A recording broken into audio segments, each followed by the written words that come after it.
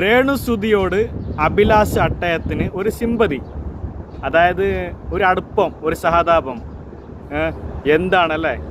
ഞാൻ ഈ വീഡിയോ ഒന്ന് കാണിച്ചു തരാം, എനിക്ക് പ്ലേ ചെയ്ത് തരാം. അതിന് ശേഷം നിങ്ങൾ തന്നെ തീരുമാനിക്കണം എന്താണ് സംഭവിക്കുന്നത് ഇപ്പോൾ അഭിലാഷ് അട്ടയത്തിന്.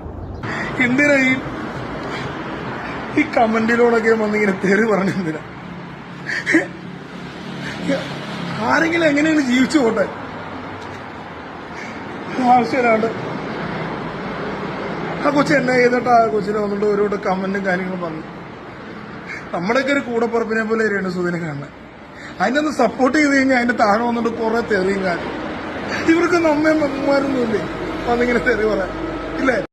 എനിക്ക് അഭിലാഷ് അട്ടയത്തോട് പറയാനുള്ളത്, അഭിലാഷേ, ഏതെങ്കിലും ഒരു കാര്യത്തിൽ ഉറച്ചു നിൽക്ക്. നിന്റെ അന്തിമ തീരുമാനം എന്താണെന്ന് അറിയിക്കണം ജനങ്ങൾക്ക്.